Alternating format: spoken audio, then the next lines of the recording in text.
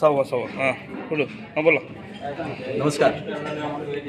E-city न्यूजच्या मुक्त संवाद या 6व्या मालिकेमध्ये आपण आज शातीर चित्रपटाचे मुख्य दिग्दर्शक, लेखक आणि नायिका प्रधान चित्रपटातून नायिकेला आणि महिलांना समोर आणणारे आणि आज समाजामध्ये सगळ्यात अवघड आणि पालकांना जो भेडसावणारा प्रश्न आहे तो म्हणजे व्यसनाधीनता.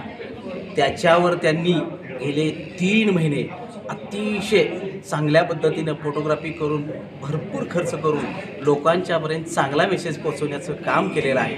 आपण आज त्यांना भेटतोय. नमस्कार साहेब. नमस्कार.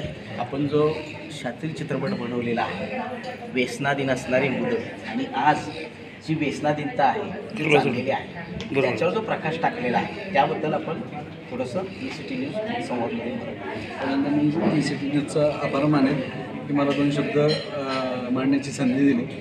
आणि शातीर चित्रपटाबद्दल सांगायचं झालं तर याच्यामध्ये समाजामध्ये जी व्यसनाधीनता वाढत चाललेली आहे, एक समाजाचा एक वर्ग म्हणण्यापेक्षा तरुण मंडळी व्यसनाच्या विळख्यात अडकायला लागले.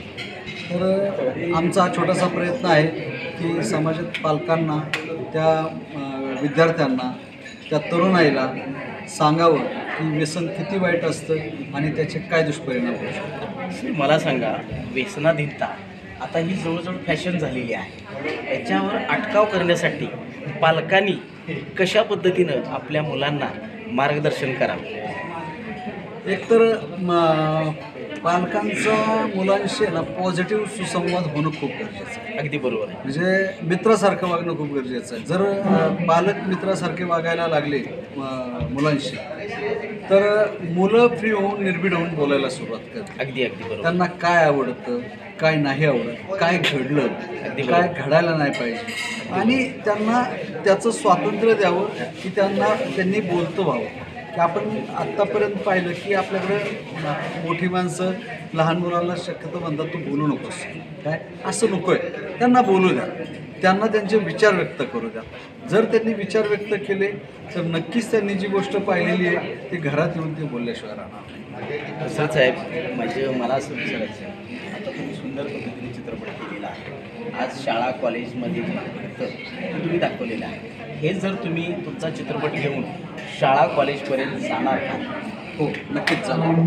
हा विषय इतका सुंदर आहे की प्रत्येक विद्यार्थ्याला, पालकांना, शिक्षकांना हा विषय समजला पाहिजे आणि त्यानुसार त्यांनी त्यांच्या विद्यार्थ्यांच्या बरोबर, मुलांच्या बरोबर वागणं सुरुवात केली पाहिजे. जाता तुम्ही चित्रपटातून जनतेला काय मेसेज दिलेला? व्यसनाधीन होऊ नका, व्यसनाधीनता वाढवून देऊ नका.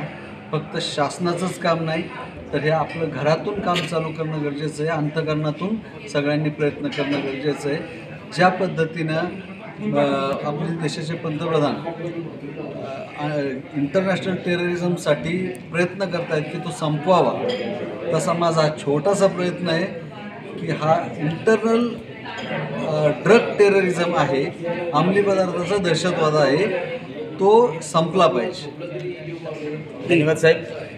दशरथ साहेबांनी आज जे घडतं आहे अतिशय चांगल्या पद्धतीनं आपणाला मेसेज दिलेला आहे. पालकांनी आपल्या पल्ल्यावर कसं लक्ष द्यायला पाहिजे आणि आपण काय करायला पाहिजे यांनी अतिशय चांगल्या पद्धतीनं चित्रपट मांडलेला आहे. आपण ते स्वतः आणि आपण घरातूनच याच्यावर लक्ष ठेवणं गरजेचं आहे.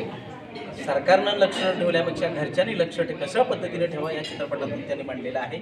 नमस्कार. ई-सिटी न्यूजसाठी अविनाश काटेसर, सागर ठाणेकर. नमस्कार.